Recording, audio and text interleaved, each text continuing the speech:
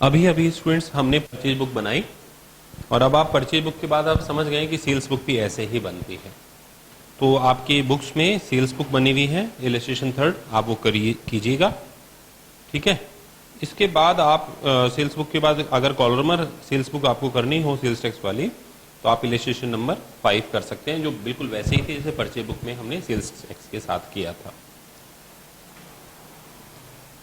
CPT exams में इसकी relevancy कम है। आप सिंपल परचेज बुक और सिंपल सेल्स बुक करें तो बेस्ट है। इसके अलावा सेल्स रिटर्न बुक और परचेज रिटर्न बुक भी उसी तरीके से प्रिपेयर की जाती है। अब हम आते हैं पैराग्राफ नंबर 7 पर, जहां पर लिखा हुआ है इंपॉर्टेंस ऑफ जर्नल,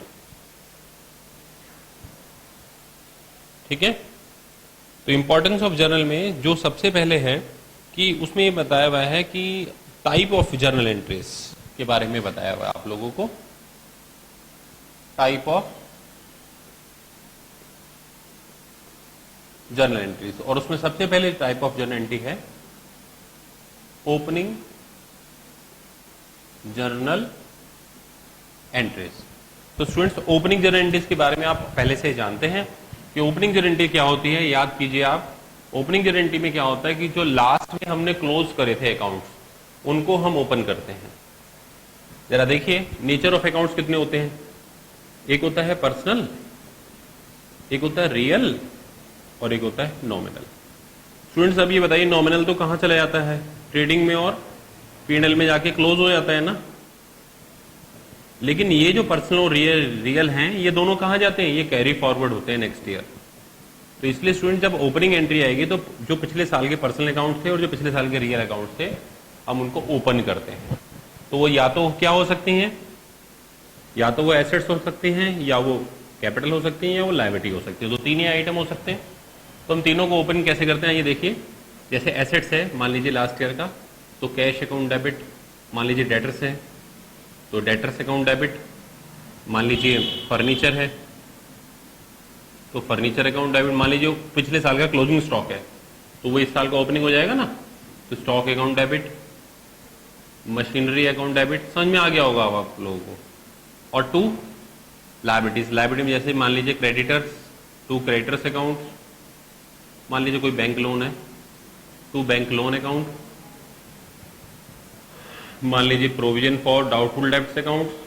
और जो बच गया स्टूडेंट्स वो लायबिलिटी, वो कैपिटल होती है, तो टू कैपिटल अकाउंट। स्टूडेंट्स ये एंट्री ओपनिंग जर्नल एंट्री कही जाती है। क्लियर हो गया। इसके बाद स्टूडेंट्स क्लोजिंग एंट्री की जाती हैं। और क्लोजिंग एंट्री कौन सी होती है, जो नॉमिनल को क्लोज करने के लिए की जाती है। तो नॉमिनल को क्लोज करने के लिए जो जो एंट्री की जाएंगी वो सब कहाँ, वो सब क्लोजिंग एंट्री कहलाती हैं। आइए देखते हैं कौन कौन सी क्लोजिंग एंट्रीज होती हैं। दूसरा आ जाएगा क्लोजिंग एंट्रीज, ठीक है। तो क्लोजिंग एंट्रीज में देखिए जो ट्रेडिंग अकाउंट के डेबिट में ले जानी है वो ट्रेडिंग अकाउंट के डेबिट में ले जाएंगे। तो ऐसे हालत में क्या हो जाएगा, trading account debit to stock account, to purchase account, to wages account, ठीक है जी। कोई डायरेक्ट एक्सपेंसेस है मान लीजिए, वगैरह वगैरह, ये क्लोजिंग एंट्री है। इसी तरह से क्रेडिट में हो जाएंगी तो वो हो जाएगा जैसे सेल्स अकाउंट्स, ठीक है, और sales account debit to trading account. Closing stock के लिए अलग से एंट्री पास करेंगे। क्लियर हो गया। तो ये क्लोजिंग एंड इसी तरीके से पीएनएल अकाउंट में भी एंट्री ट्रांसफर होंगी। तो एंट्री बन जाएगी profit loss account debit to rent account, to interest account, to salary account. तो ये प्रॉफिट अकाउंट से ट्रांसफर होती है। और इसी तरीके से discount received account debit to PNL account, interest received account debit to PNL account, जो उस करंट ईयर के लिए हो वो सब इसमें लिखी जाती है। क्लियर हो गया यहाँ तक स्टूडेंट्स। इसके बाद थर्ड है रेक्टिफिकेशन एंट्रीज। क्या है, तो आप रेक्टिफिकेशन वाली एंट्री आप समझ चुके हैं कि जहां पर हमारे को कुछ गड़बड़ लगती है तो वो हम रेक्टिफिकेशन एंट्रीज कहते हैं और रेक्टिफाई एंट्री की जाती हैं, जिसे आप अच्छे से रेक्टिफिकेशन चैप्टर में पढ़ चुके हैं या पढ़ लेंगे, आप अच्छे से समझते हैं। इसके बाद आता है ट्रांसफर एंट्रीज। ट्रांसफर एंट्रीज क्या होती है स्टूडेंट्स, स्टूडेंट ट्रांसफर एंट्री होती है जब हम एक अकाउंट से दूसरे अकाउंट में कोई एंट्री ट्रांसफर करना चाहते हैं तो उसे ट्रांसफर एंट्री कहते हैं। जैसे कि अगर कंसाइनमेंट के मामले में आपको बात बताऊं तो कंसाइनमेंट में गुड्स सेंट टू जो स्टॉक अकाउंट होता है, goods sent on to consignment account, वो आप ट्रांसफर करते हैं कहां पर? परचेज अकाउंट में ट्रांसफर करते हैं। ठीक है ना, तो ये ट्रांसफर एंट्रीज कहलाती हैं। तो ये ट्रांसफर एंट्रीज अगर कुछ हैं, जैसे मान लीजिए कोई प्रॉफिट में जर्नल में ट्रांसफर करना है तो प्रॉफिट में से जर्नल में पैसा ट्रांसफर करा, ये ट्रांसफर एंट्रीज हो गई। ठीक है स्टूडेंट्स, इसी तरह से मान लीजिए ड्राइंग्स है, ड्राइंग्स को मैं कैपिटल में ट्रांसफर करना है लास्ट में जाकर, तो ड्राइंग्स को ट्रांसफर कर दिया, ये सब ट्रांसफर एंट्रीज कहलाती हैं। इसके बाद है एडजस्टिंग एंट्रीज या एडजस्टमेंट एंट्री। एडजस्टमेंट एंट्री क्या होती है स्टूडेंट्स? आपको मालूम है कि कुछ ऐसे एडजस्टमेंट होते हैं, जैसे मान लीजिए वेजेस हैं। अब वेजेस में वेजेस आउटस्टैंडिंग थे, क्या थे? वेजेस आउटस्टैंडिंग, तो अब उसे हम एडजस्ट करना पड़ेगा तभी तो P&L में पहुंचेंगे। तो फिर क्या एंट्री बन जाएगी? तब एंट्री बन जाएगी wages account debit to outstanding wages account. ठीक है, इसी तरह से मान लीजिए रेंट लेना था पर आया नहीं, तो अब हम क्या करेंगे? तो हम लिखेंगे rent receivable account debit to rent account. तो ये एडजस्टमेंट एंट्री कहलाती है स्टूडेंट्स। बेसिकली इन्हीं जर्नलिटीज के कारण तो आप ये करते हैं, जरा देखिए मैं क्या करने जा रहा हूं। प्रॉफिट एंड लॉस अकाउंट में जब तुम रेंट लिखते हो और फिर उसमें आउटस्टैंडिंग रेंट जोड़ते हो, तो बेसिकली वो कैसे पॉसिबल हुआ? वो इसी एडजस्टमेंट एंट्री के कारण पॉसिबल हुआ। समझ में आ गया स्टूडेंट्स? तो देखिए आपके बुक्स में लिखा हुआ है जैसे outstanding expenses, prepaid expenses, interest on capital और डेप्रिसिएशन। इसके अलावा entries on dishonour of bill. Dishonour bill जब अगर बाई चांस कोई एंट्री हो जाती है तो उसकी एंट्री डिसऑनर की एंट्री कराते हैं, जो आप बिल ऑफ एक्सचेंज चैप्टर में पढ़ चुके हैं, और नहीं पढ़े हैं तो अभी पढ़ने वाले हैं। इसके अलावा लास्ट है वो लिखा हुआ है मिसलेनियस एंट्रीज। मिसलेनियस एंट्रीज का मतलब है कि जैसे कि वो उसने कुछ दो उदाहरण दिए, पहले मैं उनके उदाहरण बात करूंगा। Credit purchase of things other than goods dealt in material required for production of goods. Credit purchase of furniture और मशीनरी विल बी जर्नलाइज्ड। देखिए इन सब में जैसे क्रेडिट परचेज ऑफ गुड्स था, हमने नहीं करा, जिसे हम प्रॉपर जर्नल में लिखते थे, उसके लिए उसने एग्जांपल लिखा है। ठीक है, कस्टमर्स को डिस्काउंट देना, ठीक है, कोई नेट प्रॉफिट कैपिटल अकाउंट में ट्रांसफर करना, कोई एक्सीडेंटल लॉस हो जाना, कोई बैड डेब्ट्स हो जाने, यानी वो सभी एंट्री जो रह गई हैं वो सब इसमें आ जाएंगी मिसलेनियस एंट्रीज में। सीपीटी में पूछा जा सकता है टाइप ऑफ जर्नल एंट्रीज, तो आप इसमें जो 7 है तो 7 ही बता कर आएंगे। आपका पेपर स्टडी मटेरियल के हिसाब से आता है, रियलिटी में चाहे उससे कम हो या ज़्यादा हो, इससे उन्हें कोई मतलब नहीं है। इसलिए आप अपना आंसर CS स्टडी मटेरियल के हिसाब से ही लिख कर आते हैं। ठीक है स्टूडेंट्स, तो चैप्टर फिनिश होता है आपका ये, और इसमें कुछ क्वेश्चन दिए गए हैं, तो पहले हम उन क्वेश्चंस को करेंगे। ठीक है, तो अब हम करने जा रहे हैं सेल्फ एग्जामिनेशन क्वेश्चंस।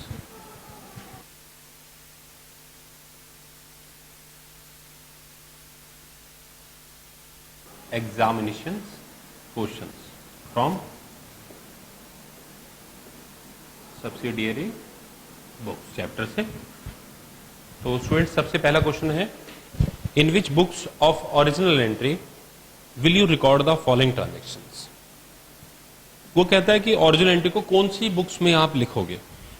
ठीक है, debit note issued are use to prepare. Student सबसे पहले तो आपको ये मालूम होना चाहिए कि डेबिट नोट होता क्या है। देखिए स्टूडेंट्स, जब मैं गुड्स परचेज करता हूं किसी से तो वो मेरा क्रेडिटर है।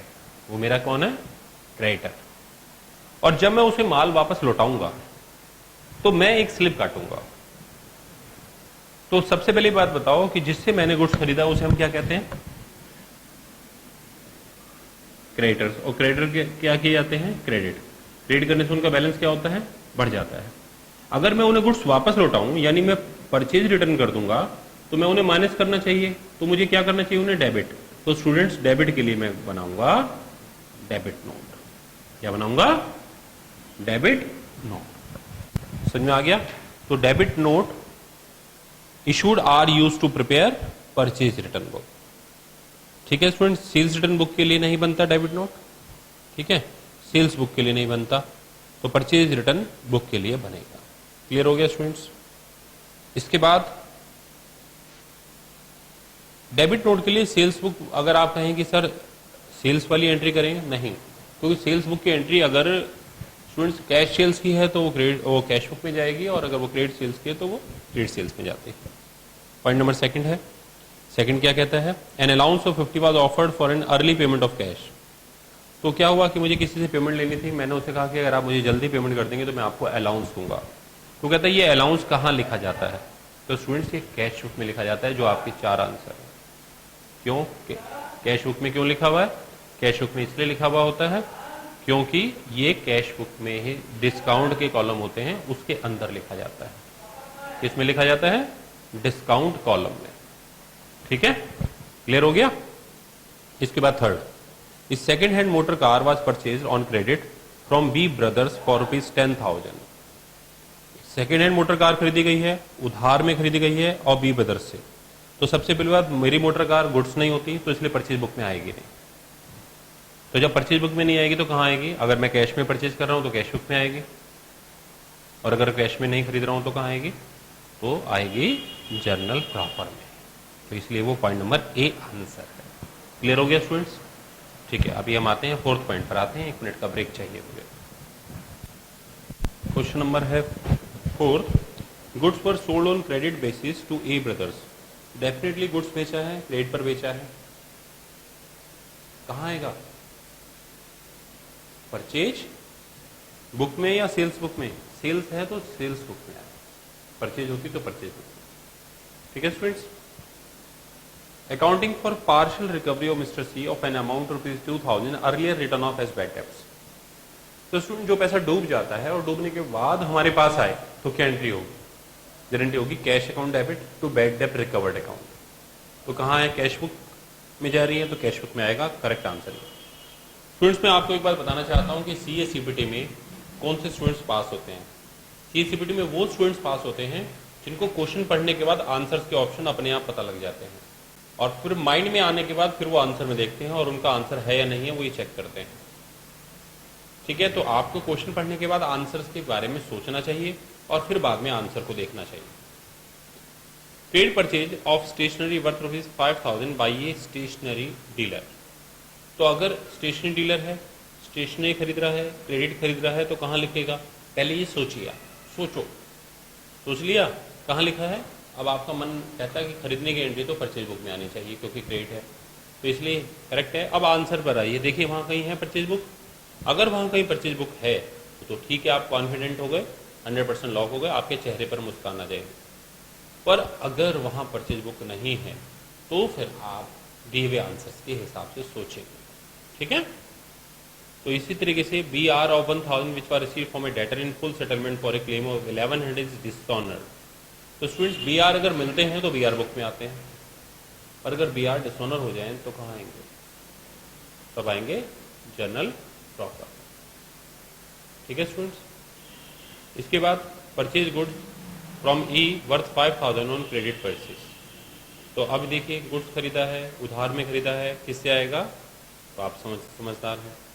इसके बाद unpaid salary of 340 to be provide for in the accounts. तो अनपेड सैलरी है और वो प्रोवाइड करना है। टाइप ऑफ जर्नल एंट्रीज में अगर बात की जाए तो कौन सी हो गई, एडजस्टिंग जर्नल एंट्रीज। फिलहाल अनपेड सैलरी ना तो देखिए किसी परचेज या सेल्स बुक में आने वाली है, ना ही कैश बुक में आने वाली है, तो बेसिकली किस में आएगी, जर्नल प्रॉपर में। नेक्स्ट है debit note 2000 issue to mister F for goods return by us to be accounted for. देखिए स्टूडेंट्स पहले का फर्स्ट देखिए, वहाँ पर डेबिट नोट मैंने समझाया था और यहाँ पर डेबिट नोट आ गया। तो डेबिट नोट किस लिए होता है, परचेज रिटर्न के लिए। अच्छा उल्टा बात करते हैं, क्रेडिट नोट किसके लिए होगा, फिर सेल्स रिटर्न के लिए। डेबिट नोट परचेज रिटर्न के लिए, क्रेडिट नोट सेल्स रिटर्न के लिए। इसके बाद कहते हैं गुड्स आउटवर्ड जर्नल। अब देखिए इसने वर्ड यूज करा गुड्स आउटवर्ड जर्नल।